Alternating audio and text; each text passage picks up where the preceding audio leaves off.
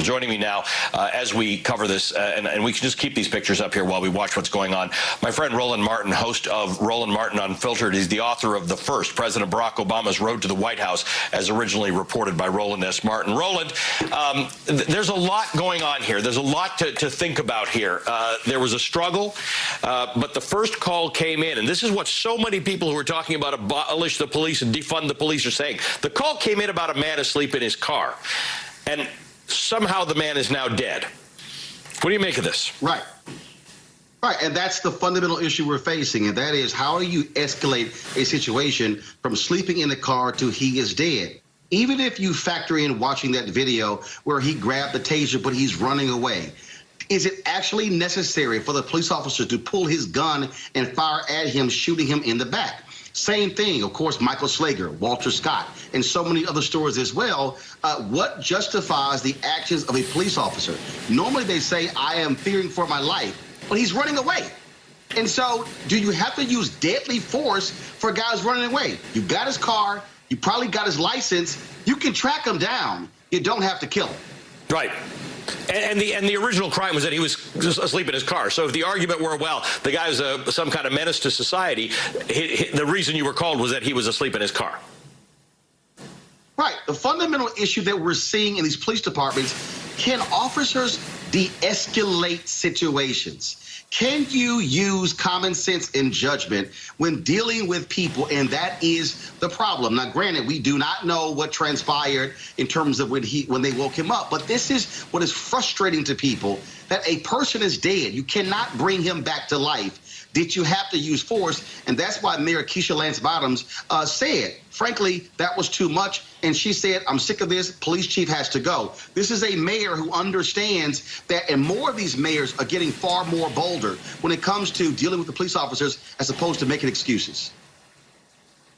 So one of the things Jelani Cobb said to me earlier today, earlier in the show, and part of it is this issue that, having seen this video of George Floyd, having this experience that so many black men in this country fear at the hands of police, one begins to start to even understand the resisting of arrest, because some people think that they are going to die at the hands of police if they are in police custody. In fact, there was a video that went viral yesterday, Allie, of a young black girl. A police car pulls up and she immediately starts to cry. The officer, a white female, gets out and she's consoling her. She said, I just simply wanted to say hello to you. And then she's consoling her.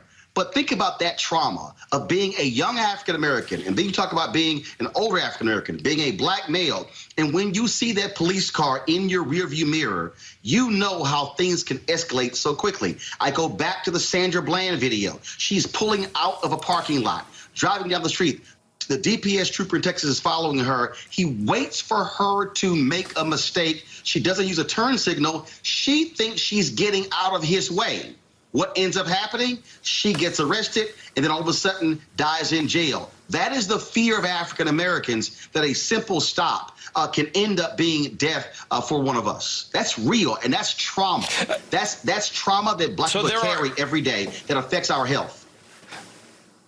So this is the thing. When you look at things like 8 can't wait, this idea of the 8 things police departments can do to de-escalate things, a lot of them are simple, they're policy-oriented, but some of them, including de-escalation, does not seem to come normally, does not seem to come naturally to our police. So that would require some training, possibly more than that, the resources that our 18,000 police forces have at hand.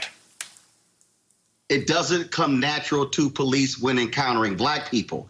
We have seen videos involving white suspects where the cops use de-escalation. And that's the issue. I mean, I saw this one video, this guy had a hatchet in his hand, and the cop is backing up, put it down. Yet, if you show the video of the young man in Dallas who was mentally challenged, who was playing with a screwdriver, the mother calls the cop who says, I can't do anything to get him to stop.